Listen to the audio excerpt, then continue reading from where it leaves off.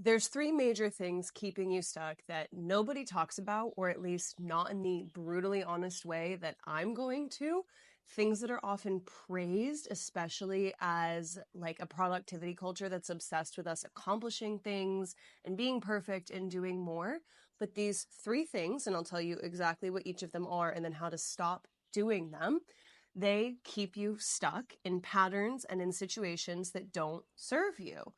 I know this for myself firsthand, both as someone who's gone through a lot of healing in my own life with self esteem, through eating disorders, body image issues, and just not really liking myself growing up, being bullied a lot for who I was. And then as a professional mindset coach and body image coach for women, this is what I help clients with every single day. And by the way, there's always a link to book a consultation with me if this video resonates with you and you want more help with it. But changing these three things is actually what's allowed me to slow down, to be present in my life, to be proud of myself, to trust that I'm actually doing enough and trust that I am enough. I used to have this feeling of like, I'm too much and not enough at the same time, but actually releasing these three things has allowed me to just feel at peace finally in who I am. And so once I give you these and tell you how to break them at the end, then you're going to know exactly how to walk into each day of your life, not necessarily doing an overnight transformation, because that's a bit overwhelming. Let's be realistic.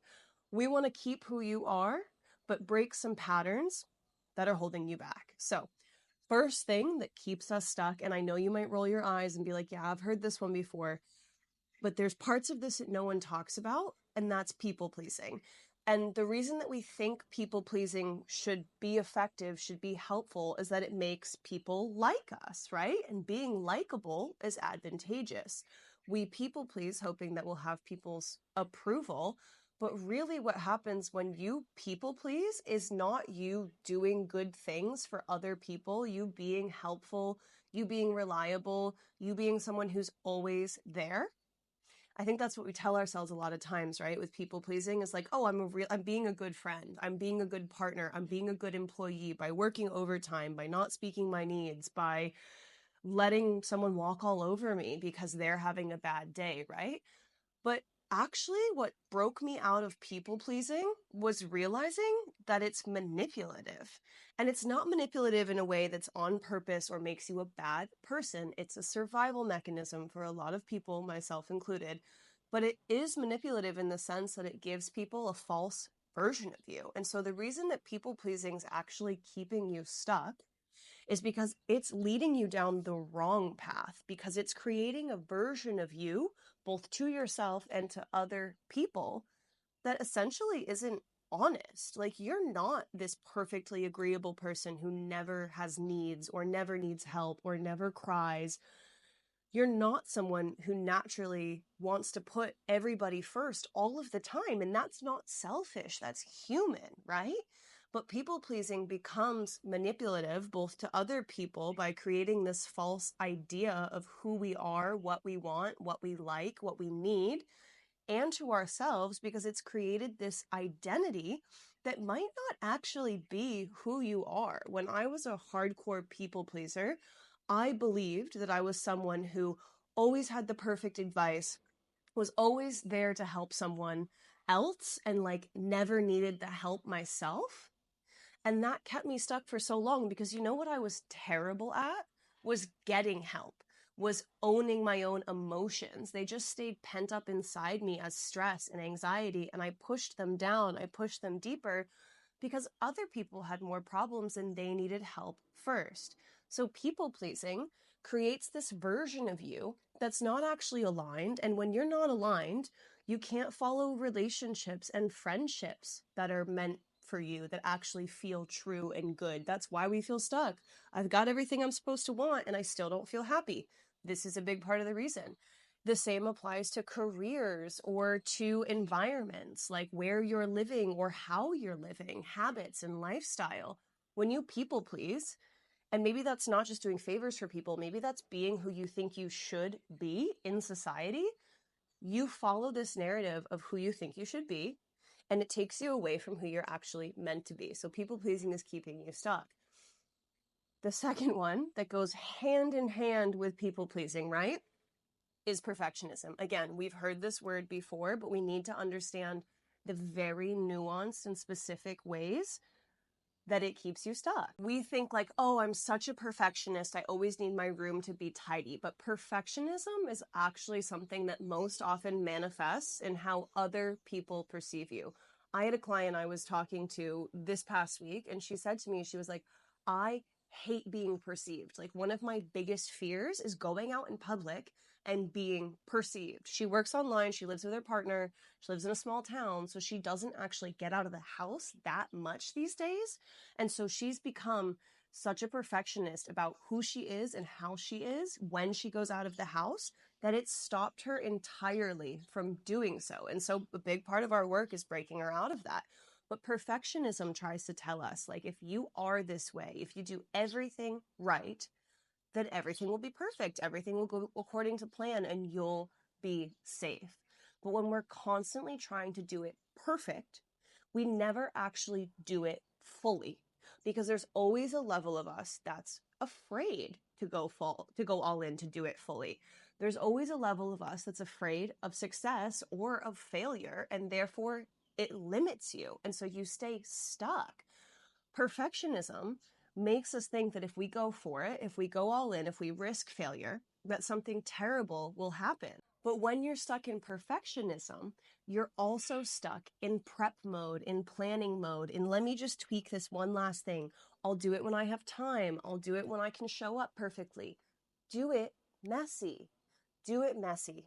Do it messy. That's my biggest recommendation for breaking out of perfectionism, is start with the smallest steps and do it messy. Again, this is one of the biggest things that I hear with clients. So book that free consultation with me if you want actual real steps on breaking out of people pleasing, breaking out of perfectionism, and actually being able to be yourself and figure out who you really are so that you can get unstuck and feel like you're moving forward in your life. You are being productive, you are making strides, but you're also being true to yourself. Perfectionism is just fear in disguise, and the cost of that is just never being proud of yourself, and then also never living fully, because there's always this risk of going all in. This is heavy stuff, isn't it? The last one is isolation. And you might not think of yourself as someone who isolates. I don't either.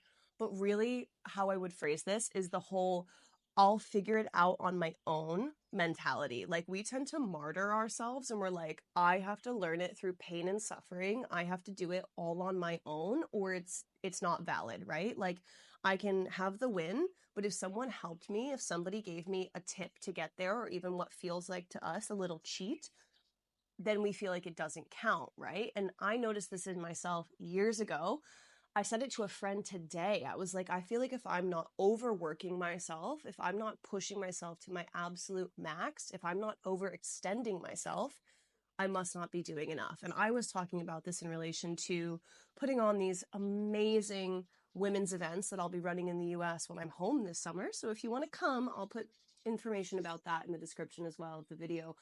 They'll be incredible. I know they'll be incredible. I knew they were going to sell out before I even started planning them. I knew they were going to be amazing because I've done so many events like this before. I've done women's circles and online group programs and events like this for years. But I told myself I'm doing 3 of them. I was basically putting myself on like a book tour of like, okay, I'm going to Denver, I'm going to Atlanta, and I was like, I need to do a third city. Why do I need to do a third city? Just because 2 felt too easy. I had this whole like, I will do it perfectly. I will please people. Again, perfectionism, people pleasing, and isolation all in one. I'll do it perfectly. It'll be amazing. There'll be no negative feedback ever, ever, ever. I will make everybody happy by choosing the cities that they want me to, because I took a poll from all of my followers and subscribers and past clients and current clients and anybody else who might want to come. And then I'll also do it all on my own. And my friend I was talking to is a marketing expert, like an online marketing expert, and also just like the coolest girl in the world. And she basically was like, can I give you advice? And I felt this resistance inside of me to it, because I wanted to say no. I had this idea of like, I should be able to figure this out all on my own. And then I had this other idea that was deeper down. It was this thought that was like, if these don't all sell out, if these aren't the most amazing events ever, if everybody doesn't have the best time in the world, which they will, it's your fault. You're a failure.